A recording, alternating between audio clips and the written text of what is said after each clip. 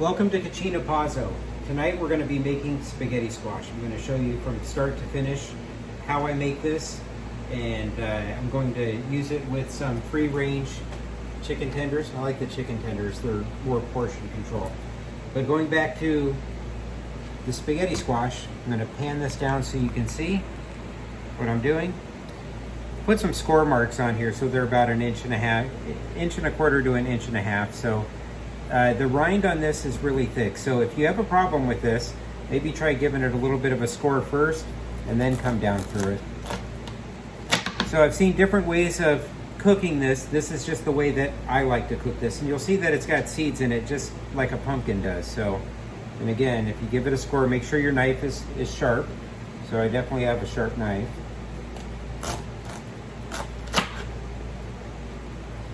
So the rings, the reason I'm cutting it into rings instead of cutting it in half, one of the ways that I first started cooking this is you cut this whole thing in half this way, and then you'd scoop it out. This is more portion control. And plus it caramelizes and cooks a little bit quicker, and I think it tastes a little bit better when it caramelizes. So, but as far as cleaning the seeds out, I think it's about the same. So this one I'm going to try to flip around this way because it's going to cut at an angle.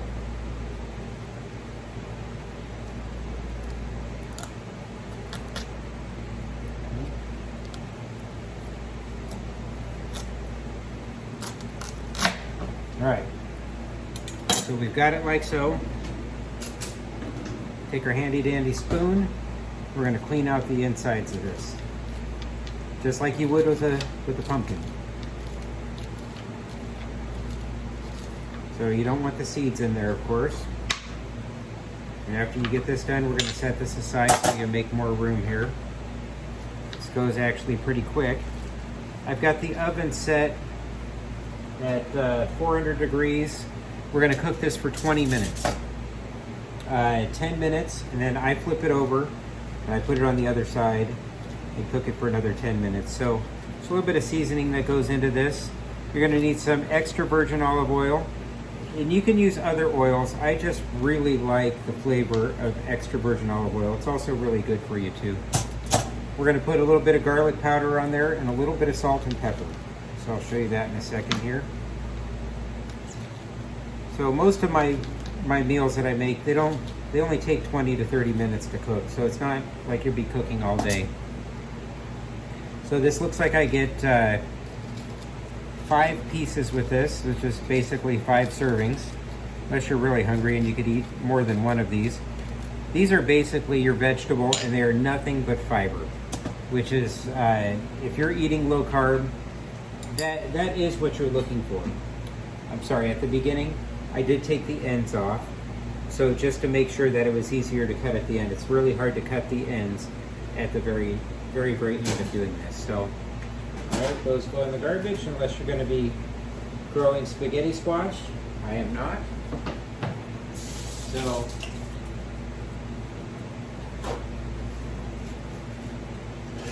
get a little brush here, move this in front so you can see.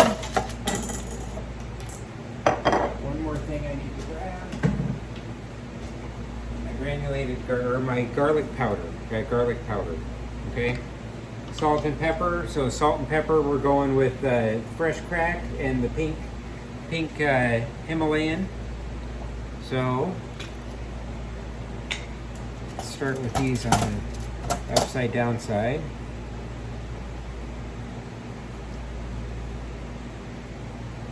So just a little drizzle.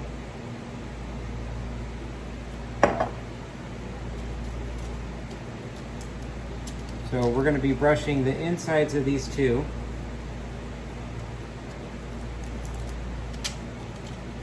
Okay, like so.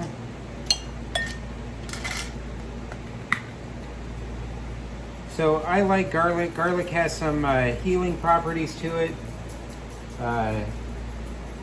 antioxidant properties to it.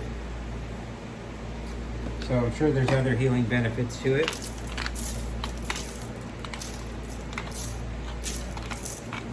Okay. If you don't like pepper, you don't have to add pepper. You know, I don't put pepper on my food typically afterwards. I normally put it on during the cooking process. So, all right. So again, swirling around all the goodies inside. Flip them over, do the other side. Again, nothing too crazy just yet.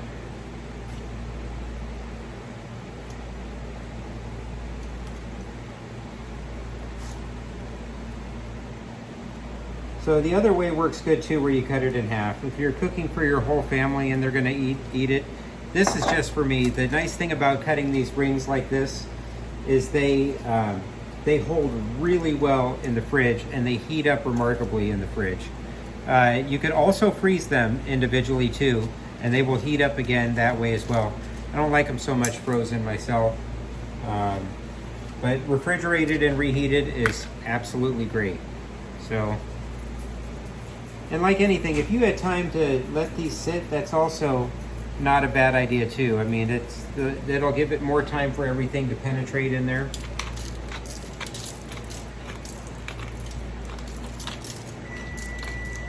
Sounds like my oven is ready, right on schedule. If you haven't tried, spaghetti squash, I'm not a vegetable fan. Anybody that knows me knows that I'm not wanting to eat a lot of vegetables. I absolutely love spaghetti squash. And it's the closest thing to angel hair pasta out of all of the keto or vegan type of things that you're going to get. And I like the flavor of it. So maybe I'm growing up a little bit. So that's it. These go in the oven for 20 minutes. So I will be back when I flip them over so you can see. And see you soon. All right, so the timer just went off for the spaghetti squash. And we're going to flip these over. See, there's some caramelization going on. All right. And then just for safe measure, we're going to spin this around. I have this on convection cooking, so I'm at 400, so everyone else may need to be at 425 in a regular oven. And we're going to go 10 minutes more.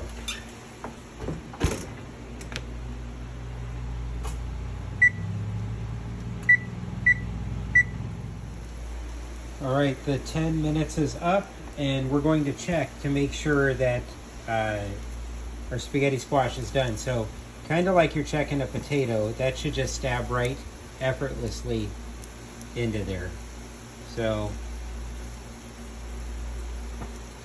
bigger rings are a little bit stiffer than even these thicker end pieces, but they are done. The fork goes nice and smoothly in there. So we are going to pull these out of the oven.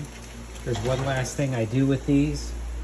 We're going to let these rest. Like anything that comes hot out of the oven, you're not going to eat it at 400 degrees or 425 degrees.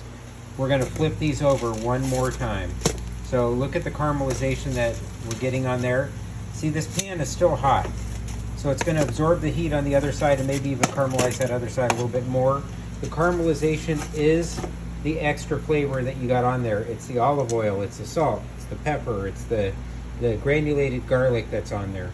And I will come back and show you how I take these out, because we're not going to take them out at 400 degrees and try to carve these out while they're still super duper hot. So we'll be back in a few minutes. Welcome back to Cucina Pazzo. I just wanted to show you this real quick, to how easy this is to pull these apart. This has been cooled for about 5 or 6 minutes. So we're just going to take this and I'm just lightly pulling away at the sides. So